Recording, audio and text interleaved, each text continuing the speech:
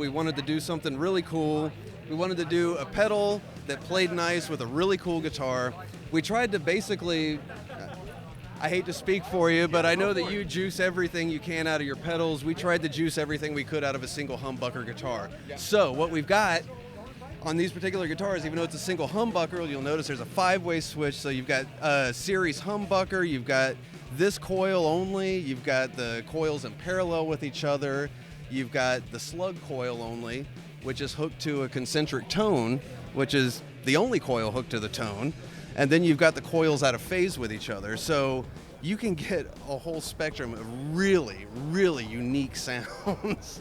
But that's just the beginning. When you plug it into this thing, it gets really nasty, because one of the things that was really wild about how these guitars and these pedals interact is how they respond to different impedances and different changes. And what happens is when you're moving through all those different position settings, changing the volume, changing the tone control, throwing it out of phase, the pedal then can respond in a wildly different way based on what's feeding it. So it's one of these things where Chip and I kind of saw eye to eye on, like, we like to try to push the envelope. We originally released the Wave Cannon, which is kind of a fuzz distortion with an internal feedback looper that responds to all these impedance and resistance changes.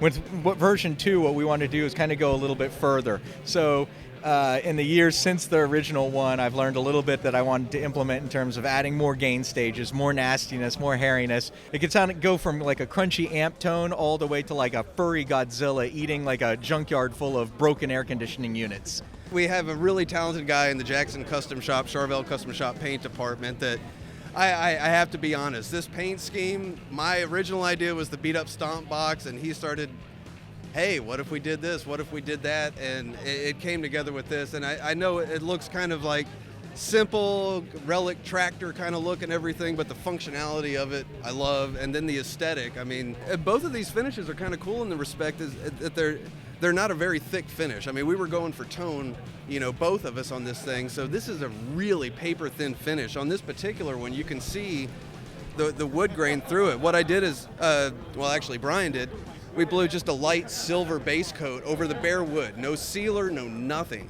And then just a simple tint coat over it and a very thin matte lacquer over it. Because that way, if somebody does put a dent in it, it'll look just like if you dented the pedal. It'll expose some silver, just like it would the metal can of the pedal. Yep. There's a really cool thing going on here. I mean, the guitar alone does a million different things for a one humbucker guitar, and the pedals speak for themselves. I mean, they're amazing.